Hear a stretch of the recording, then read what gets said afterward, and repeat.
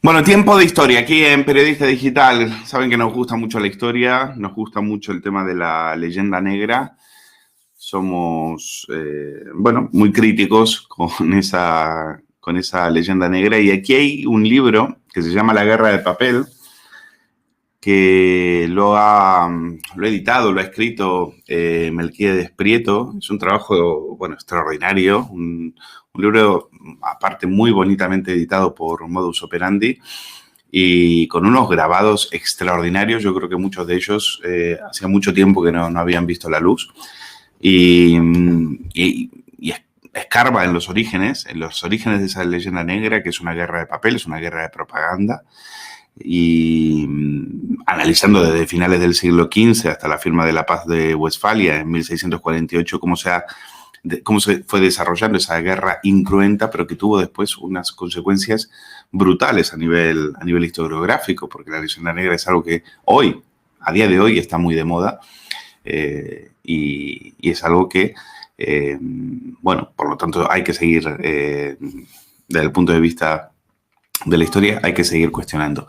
Bueno, Melquíades Prieto, un placer tener del otro lado de la línea al autor de este libro, de la Guerra de Papel, el origen iconográfico de la leyenda negra. Melquíades, sobre los orígenes de este libro, mucho material que vamos a ver aquí, hacía mucho que no veía la luz. Hay un trabajo en ese sentido extraordinario. ¿Qué fue lo que le llevó a hacer este trabajo tan exhaustivo? Bueno, este libro es hijo de mi profesión. Durante muchos años codirigí una colección que trataba de explicar aspectos históricos de España, y con demasiada frecuencia notaba que nos repetíamos siempre las mismas ilustraciones, que había otras que siempre sorprendían porque no se habían utilizado, y poco a poco fui descubriendo que había un fondo ahí sin dar a luz, y mucho menos sin darlo de un modo regular, ordenado y continuo. Por eso el libro se llama Origen iconográfico de la leyenda negra, porque lo que pretendo, o que pretendí en su momento, es recoger en un volumen, dentro de las limitaciones que siempre tiene un libro, una gran cantidad de grabados que estuvieran ordenados según se habían ido generando, para ir creando esa mitificación legendaria de un país entonces dominador como era la monarquía hispánica. Melquíades, aquí la invención de la imprenta es fundamental. No habría leyenda negra si no hubiese sido por el nacimiento de la imprenta, ¿no? Sería distinta, quizá. Lo que es cierto es que a finales del siglo XV se empieza a extender por toda Europa la imprenta. Eso revoluciona totalmente el público lector, y también revoluciona lo que es la capacidad de difusión de multiplicidad de textos y de teorías. Hay que recordar, ya el público lo conoce, pero siempre es bueno tenerlo presente: un lector ávido de 1500 tenía un acceso muy limitado a volúmenes. Pero de pronto, en Segovia, en Sevilla, en Valencia, en Barcelona, Zaragoza, aparecieron unos ingenios que habían venido desde Alemania, y lo que se tardaba en hacer fácilmente 10 años, te lo presentaban en un mes, 2 meses, 300, 500, 700 ejemplares de un volumen que hasta entonces era imposible más que conocer en los monasterios, en las abadías y, por supuesto, en las cortes. Pero estamos hablando hasta ese momento de bonitos ejemplares únicos, imposibles de comprar por una persona, ni tan siquiera ya los ricos. Había que ser muy rico para tener 20 libros, y para tener 200 inimaginable. Entonces, la difusión de la imprenta va a facilitar enormemente la difusión de las ideas, y algo que hasta entonces era muy limitado: los dibujos, los grabados, las impresiones de imágenes, que revolucionaron, porque es fácil comprender que incluso no era necesario ya leer. Con que te enseñaran la imagen de una ciudad como Sevilla, ya te hacías una idea de que aquello era una enorme urbe. si querías conocer cómo era un galeón, por poner un ingenio que entonces estaba desarrollando, un señor de Medina del Campo que tenía negocios con Flandes, pues ya le enseñaban cómo era un galeón donde iba a ir amarrada su lana y qué tiempo iba a tardar pues, en atravesar el mar Cantábrico, que se lo daban también dibujado. Quiero decir con ello que la imprenta sirvió para todo. Para este caso, que además estaba muy interesado, muy movido por la ideología que se quería poner, o siempre hay una pelea de ideologías, encontró en la imprenta pues, el camino ideal, desde luego. No sé si está de acuerdo conmigo. A mí me parece que usted no está tan interesado en si leyenda negra sí, leyenda negra no, sino más bien en el tema, en el valor iconográfico, en ver en ver esos grabados que son maravillosos. Y también le tengo que preguntar si hasta qué punto le damos validez a todo eso. Se habla, por ejemplo, una parte interesantísima del libro es el saqueo de Amberes, es lo que pasó con lo que se llamó la Furia Española a mediados del siglo XVI. Entonces, ¿qué valor, me imagino en la época, tiene que haber tenido un impacto terrible? Pero a día de hoy, ¿qué tenemos que, a la hora de situarnos frente a estos grabados, insisto, maravillosos, cómo tiene que ser nuestro ojo? ¿Cómo lo tenemos que mirar? Bueno, es cierto, como bien señala, que el libro no trata de los hechos objetivos que se dieron. Parte del hecho que se dieron hechos. Y entonces el libro lo que recoge es la opinión que se ha transmitido sobre esos hechos. Es decir, centrémonos en Amberes. Amberes se puede discutir, hay ahora enormes estudios sobre la batalla que se dio, que se ha venido negando por parte holandesa o por parte, mejor dicho, flamenca, de que se dio batalla o no se dio, pero lo cierto es que hubo algo. Lo que más me interesaba a mí es que ese algo, cómo se transmitió. Hubo un señor, que sabemos muy bien cómo se llama, Franz Hohenberg, recuerdo que trabajaba en Colonia, no trabajaba en Amberes, aunque es muy cercana y próxima a la ciudad alemana de los territorios flamencos, es como si estuviéramos hablando de un señor que trabajaba en Valencia sobre unos hechos que habían ocurrido en Madrid, y él hizo una serie de dibujos en los que trasladaban lo que le había contado a alguno que decía que había estado allí. Y digo toda esa paráfrasis porque sobre lo que decían los que decían que habían estado, también ahora, precisamente gracias a investigaciones que se están haciendo allí mismo, sabemos que hay que ponerlo al menos en cierta duda. Entonces, una vez que Hohenberg hace esos grabados, hay alguien, y ese alguien no sabemos con exactitud, pero es lo que llamamos habitualmente un editor, junta una serie de esos grabados, les quita los textos que había escrito Franz Hohenberg abajo, pone unos nuevos textos o incluso redacta unos magníficos nuevos textos ya totalmente inventados, y de una primera impresión se van haciendo nuevas versiones. Yo sí me he entretenido años en coleccionar esas nuevas versiones, y hay algo que llama rápidamente la atención si te dedicas a ello.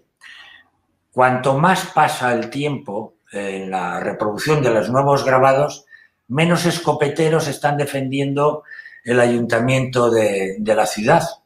¿Y eso por qué? Claro, porque lo que interesa ahí, no hay ninguna duda, es señalar que hay muchos más españoles, o digamos, del ejército español. Curiosamente, lo que más hay es balones, sí, mandados por oficiales españoles, pero lo que más hay son balones, es decir, flamencos que hablan francés del actual sur de Bélgica. Entonces, si en el primer grabado aparece un español montado en un caballo, en el siguiente grabado, que se hace 5 o 10 años más tarde, ya aparecen 3 o 4 caballos. Y si en el primer grabado hay al menos 14 o 15 arcabuceros o mosqueteros en el ayuntamiento, van disminuyendo y cada vez disparan menos, porque en el primer grabado todos disparan. En el segundo grabado ya hay algunos que parece que solo sustentan la escopeta. Y ya en el quinto o sexto grabado casi desaparecen los defensores y cada vez aparecen muchos más atacantes. La realidad que ahora se está demostrando es que los atacantes eran la mitad como mínimo de los defensores. Por tanto, lo que a mí me interesa es justo precisamente cómo se hace ese constructo, cómo se construye precisamente una imagen que interesaba. Lo más gracioso, una constante que yo he podido datar es que los grabados que nosotros damos ahora por más fidedignos se hicieron 60, 50 años más tarde de los hechos que describen. Por tanto, estos grabados que he reproducido en muchos casos son de 1612, casualmente cuando había paz, una tregua de 12 años. Es decir, que... ¿Por qué casualmente, Melquíades? ¿Por qué casualmente? Porque justo cuando se establece esa tregua, lo que hacen las imprentas, lo que hacen los propagandistas es prepararse para volver a la guerra. Y es la definitiva que va a conseguir que una serie de provincias que hoy conocemos como los Países Bajos y vulgarmente como Holanda van a conseguir, en Westfalia van a conseguir esa independencia de la monarquía hispánica.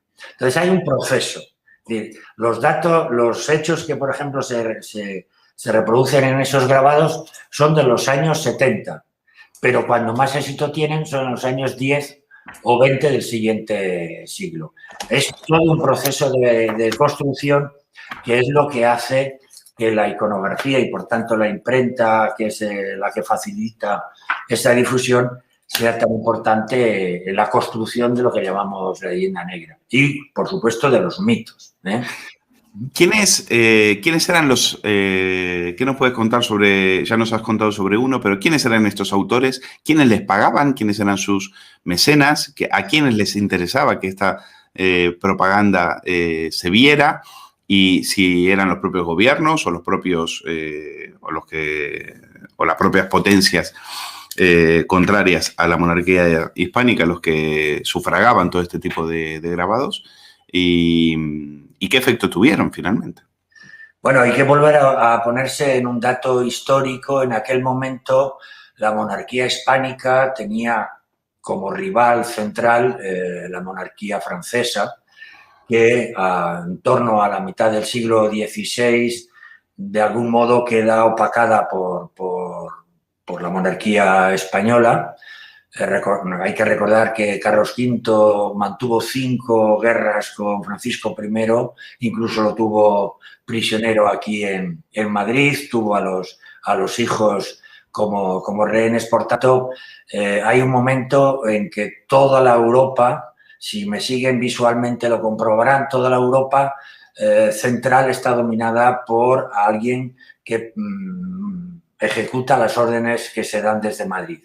Hay que pensar en toda la península ibérica, hay que pensar en la península itálica. Recordemos que el norte de Italia, lo que es el Gran Ducado de Milán, pertenece a España. También la Borgoña, lo que es el Franco Condado, que va a permitir precisamente el paso directo hacia Luxemburgo y a los Países Bajos cuando se necesita llevar tropas. Y por el otro lado, en el principio del siglo, hay que recordar que la monarquía hispánica tiene de aliado a Inglaterra. No olvidemos que es una española la reina consorte de Enrique VIII. En la segunda parte del siglo XVI decae Francia y emerge Inglaterra y todo lo que es el problema religioso de Alemania. Pero hay más o menos hay como una especie de círculo en toda Europa dominado por alguien de la dinastía de los Habsburgo. Todos aquellos que creen que los Habsburgos están de algún modo dirigiendo lo que a ellos no les gusta, se convierten rápidamente en adversarios. Pensemos, por ejemplo, en el príncipe de Orange, que es el padre de la patria holandesa. ¿Quién era este señor? Pues para empezar, era un príncipe tratado por Carlos V como un hijo, llevado a la propia corte de Malinas, donde su hermana había prohijado a todas sus hermanas, a todos sus sobrinos, y va a ser educado como el representante de la monarquía hispánica en los Países Bajos. Bueno, pues será precisamente el príncipe de Orange el que consigue escaparse del duque de Alba y va a levantar armas, va a levantar ejércitos contra su señor natural. Hasta 1580 constantemente se está hablando de guerra civil, pese a otras maneras de contar esa historia. Hasta 1580 no fue proscrito el príncipe de Orange. Hasta entonces era una sublevación contra su rey natural. Y él era consciente, ¿no? Él era consciente. De hecho, constantemente hacía protestas de que él continuaba siendo fiel a la monarquía. Alrededor del príncipe de Orange se articula una serie de propagandistas, Magnis y otros escritores. A la vez, hay que recordar que se producen enormes tensiones religiosas, verdaderas guerras en todas las zonas germánicas. Y no olvidemos que los Países Bajos son Países Bajos del Imperio Alemán, que Carlos V se empeñó en que lo recibiera su hijo Felipe II, pero pertenecían al conjunto del Sacro Imperio Germánico, y por toda esa zona, a partir de la época de Lutero, se van a extender un montón de problemas religiosos. No olvidemos que luteranos no significa calvinistas, que entre ellos también hay peleas, con los católicos hay peleas, y a eso se suma algo que suele olvidarse, que la monarquía hispánica también tenía muchos intereses en la organización eclesiástica, y que una de las cosas que peor se vio en Bruselas y en alrededores es que el cardenal Granvela, ministro y asesor directo de Felipe II, ordenara las diócesis de Flandes, porque se daba la paradoja de que los territorios católicos de Flandes pertenecían a 4 diócesis que a su vez pertenecían a arzobispados que estaban fuera de Flandes. O sea, pertenecían a Francia, si se me permite la expresión, pertenecían a Alemania. Entonces, lo que hace el cardenal Granvela, por orden y por acuerdo con el Papa, es reorganizar ese territorio. Eso generó una pelea económica que ahora nos parece imposible de imaginar, pero hay que tener muy presente que todos los ricos o todos los nobles de los Países Bajos tenían intereses en las abadías, en los obispados, en todos los sitios que a su vez representaban a los estados de cada región. El obispo nombraba a un abad, pero el abad después era el que llevaba el voto para pagar o no pagar las tropas que estaban dentro de los Países Bajos. Es decir, es una concatenación de... O sea, que es una guerra política y también una guerra religiosa. Efectivamente. Van de la mano. De hecho, la orden que recibe el duque de Alba de Felipe II especialmente es no permitir rebeldes religiosos, porque en el tiempo no solo Felipe II, sino todos los reyes mantenían la idea de que sus súbditos tenían que tener la misma religión que su soberano. Correcto. Entonces, ahí se mezclan todos esos intereses. Entonces, Melquíades, ahora, esto me dices que es solamente un fenómeno por parte de la Europa continental, hablamos de lo que hoy sería Francia, Alemania, Países Bajos y demás, es decir, ellos son los que hacen estos tipos de grabados, los que intentan hacer la guerra política y religiosa a través de estos tipos de grabados, o también hubo una guerra de propaganda por parte de las monarquías hispánicas. Indudablemente todos tenían algo que defender o algo que multiplicar. El hecho más evidente de que esta propaganda se hizo muy bien en algunas ocasiones es que fueron varios españoles los que más favorecieron esta leyenda negra, queriendo o sin querer. Fray Bartolomé de las Casas, yo estoy convencido de que en ningún momento pudo sospechar que su librito, el librito más modesto de todos los que publicó, pues publicaba unos tratados tremendos, le digo tremendos, de 700 a 800 páginas, Y en cambio la brevísima, como su nombre indica, que era un opúsculo, pues para que el príncipe Felipe II, cuando todavía no era rey, tuviera unos datos ahí exagerados, y él nunca dijo que no fueran exagerados.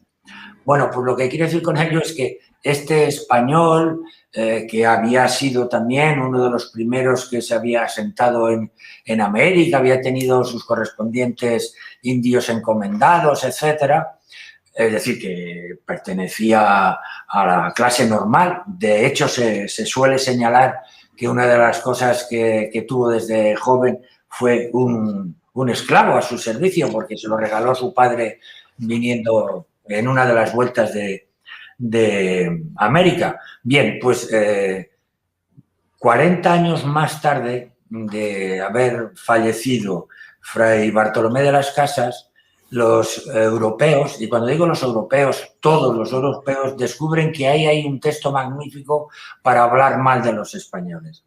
Y lo hacen, vuelvo a insistir, que es lo que más me ha interesado, lo hacen cambiando el libro. ¿Cambian el texto de Fray Bartolomé? No tanto cambian el texto, pero cambian algunos fragmentos o algunos datos maravillosos. Por ejemplo, el título. Al título se le van añadiendo cositas. Y cositas es, ojo, si no tenéis cuidado os va a pasar lo mismo. Atención, ya no es la brevísima, sino la cruelísima conquista y tal. Ya no es los españoles. Cuando conviene ya son los castellanos. Lo digo porque también incluso hay variaciones editoriales que se producen en la propia España cuando hay convulsiones internas. Entonces, cuando hay que atacar a otra parte ya son castellanos y no son españoles. En torno a 1600 se produce una serie de magníficas ediciones. Teodoro de Bry, es necesario citarlo. Y todavía no lo habíamos citado, que quizás sea el más famoso, ¿no? Claro, hace algo... Con respecto a la conquista, él se dedicaba a los grabados de donde los españoles degollaban indios, los abrían en canal, le quitaban los intestinos y esas cosas, ¿no? Curiosamente, también hay que recordar que él en realidad primero publicó un libro sobre América y sus datos eran muy generales. Y ahí, en esos datos, se habla de los pueblos indígenas, se cuenta cómo vivían y se cuenta que se devoraban unos a los otros, que le cortaban el pescuezo y hacían cachitos. Es decir, que primero publica libros sobre América, pero como editor perspicaz, con un magnífico taller, magníficos dibujantes, enseguida se da cuenta que si junta unos cuantos dibujos, no muchos, 14, 15 dibujos, con el texto de Fray Bartolomé, tiene ahí un bombazo. Bueno, un bombazo. O sea, estos grabados solían ir en ediciones de otros libros, es decir, para ilustrar otros libros. Se llamaba América, sí, América del Norte. O sea, es decir, él era, en realidad era un gran divulgador de la cultura y la geografía extraña. Entonces, América, por supuesto, no hay que olvidar que en aquel momento conocer América, los franceses y los ingleses estaban empeñados ya en poner pie firme, lo habían logrado ya, los ingleses ya habían logrado poner pie en Inglaterra. Entonces, todo lo que se pudiera contar sobre América interesaba a un gran público, llamémoslo objetivo, incluso neutro. Lo que hace Teodoro de Bry es algo muy propio de un editor. Es decir, tengo un trabajo, hay otro libro que por entonces se podía piratear, porque es lo que hicieron, no es que vinieran a pedir los derechos, sí. Efectivamente, lo tradujeron a latín, eso es muy importante, y el libro entonces se hace automáticamente internacional. Si ahora tuviéramos que hacer una clasificación de libros más vendidos de 1610, 1620, 1630, que nadie piense que fue algo más distinto que esto. El libro más vendido, 60 ediciones, lo tuvo Fray Bartolomé de las Casas, que si le voltara la cabeza, allá que se hundía otra vez, porque nunca pudo imaginar que un librito de trabajo pudo ser tan importante en la divulgación, porque ya a partir de ese momento El salto ya no es los españoles se portan mal de vez en cuando. Los ejércitos españoles no saquean de vez en cuando. No, a partir de ese momento es los españoles son por naturaleza crueles. Ese es el gran salto de esta propaganda. Y eso vende, Melquíades. Eso es un fenómeno editorial. O sea, la leyenda negra vendía. Mucho. Y de eso se hace lo que llamamos nosotros leyenda. Es decir, de unos hechos se construyen unas nuevas realidades y esa realidad se da por cierta. Y se da por cierta porque nada menos que un obispo de Chiapas, Fray Bartolomé de las Casas, lo ha contado así y lo dice, él encarga nuevos prólogos, claro. Todos los editores de la época no sacan el libro de Fray Bartolomé a secas, ponen otras leyendas, otros textos por delante o por detrás, o hacen comentarios al margen para hacer hincapié en que eso ya viene de naturaleza. Es decir, el gran salto que se produce es que los que saquearon Roma fueron unos desalmados que no fueron controlados en el ejército español. Casualmente, el ejército español lo mandaba un francés que se llamaba Borbón. Qué curiosidad, ¿eh? El jefe del ejército que saqueó Roma era un príncipe Borbón y, curiosamente, el 60 o 70% de los que entraron en Roma habían nacido en Alemania y los que se dedicaron a saquear y a acosar al Papa en Sant'Angelo eran lansquenetes alemanes. Bueno, pero eran del ejército español, no hay duda. Eso se tomó como una cosa horrenda, pero momentánea. ¿Esta era la televisión de la época, Melquíades? Efectivamente, era la televisión del 5%. Porque, claro, tampoco esos libros creamos que llegaba a todo el mundo. Es que pocos sabían leer y escribir en aquella época, ¿no? Pero sí las imágenes. Como bien has señalado tú, si yo en una tarde de invierno tengo un libro, porque me lo ha prestado el preste o quien sea, me lo ha dejado, voy a una reunión de familiares donde nos juntamos 20-25, leo el prólogo y enseño las imágenes en las que se ve cómo un soldado va a descuartizar a un niño, pues evidentemente eso es muy eficaz. Si en esa siguiente imagen se ve como otras personas disfrazadas de españoles porque llevan unos cascos muy adecuados y llevan unas plumas muy adecuadas en el morrión, dices, eso es que es natural de los que han nacido en España. En eso consiste. Y si ya nos faltaba algo, otros españoles, un tal Pérez, pues lo acaba de rematar. Ya sabemos que fue el gran secretario del rey, el secretario personal del rey Felipe II. Hay un problema político por un asesinato político que es el secretario de Juan de Austria, Escobedo. Y pasados los años, Antonio Pérez huye de la justicia española, huye de España y se dedica durante los primeros 5 o 6 años a ofrecer a la monarquía francesa y a la monarquía inglesa datos, por eso se le suele llamar traidor, datos que permitían atacar asentamientos españoles, porque él sabía de sobra cómo estaban construidas, por ejemplo, las grandes defensas de Amberes o de otras zonas francesas, y además daba datos de la manera de gobernar Felipe II.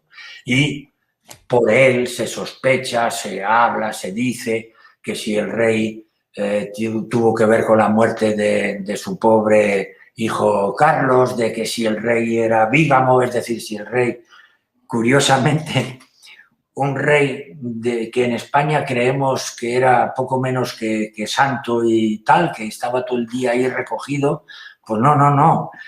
Se nos cuenta que tenía muchos encuentros sexuales fuera de matrimonio. Eso hubiera condenado a cualquier rey católico de entonces si hubiera sido nada menos que bígamo. Es decir, tener dos esposas a la vez. Entonces, la parte personal del rey empezó a sufrir también el escarnio en los últimos 10 años de su vida. Hasta entonces se podía decir que era más o menos distante, más o menos obsesivo en el trabajo, porque del rey Felipe II se pueden decir muchas cosas, pero que no trabajaba, eso no lo dice nadie. Es más, los traía a todos por la calle de la amargura porque lo leía todo y lo escribía todo y lo ordenaba todo y lo quería saber todo. También, ahí está el Escorial como muestra. Sí, también es cierto que a mí una de las cosas que más me ha divertido cuando leo los textos de los embajadores de la época es que si el rey tenía aquel día dedicado a discutir con sus paisajistas cómo iba a quedar Aranjuez, ya se podía hundir el mundo, que nadie conseguía que se apartara de discutir si ponían mirtos o arrayanes. Es decir, que era un rey muy dedicado al gobierno. Y además tuvo cierta desgracia con su descendencia. El príncipe Carlos, evidentemente, hoy no hay ya ninguna duda de que tenía algunos problemas físicos y mentales que lo incapacitaban totalmente para ser heredero. Claro, para un rey tan poderoso como Felipe II, que su hijo de 15 o 16 años le dijera su ayo que había intentado pegarle una puñalada al duque de Alba o que su propio hermanastro se había tenido que defender con la espada porque en un acceso de cólera el príncipe Carlos creía que Juan de Austria le iba a quitar el reino de los Países Bajos porque se obsesionó con serlo. Es decir, que esa parte que el rey Felipe II intentó por todos los medios que no trascendiera, de hecho las cartas que manda personales les dice muy a todos sus primos y a todos sus virreyes, les dice que eso es tan delicado que prefiere que no sea conocido. A partir de ahí también se montó toda una leyenda de respecto si lo había asesinado. Entre otras cosas, curiosamente, porque se llegó a decir que el príncipe Carlos y la esposa del rey habían tenido también tratos de cama, algo totalmente fuera de lugar. Es verdad que ambos tenían la misma edad, es decir, que eso no hay que negar. Pues Melquiades Prieto, autor de este maravilloso libro sobre la leyenda negra, La Guerra de Papel, origen iconográfico de la leyenda negra, algunos grabados, bueno, extraordinarios, tan extraordinarios como poco ciertos en la mayoría de los casos. No, ciertos no, y magníficamente hechos, pero tendenciosos, cada vez más tendenciosos. Tan maravillosos como tendenciosos. Me parece mucho más apropiado ese término. Melquiades, un placer. Muchísimas gracias. Muchas gracias, Luis. Muchas gracias.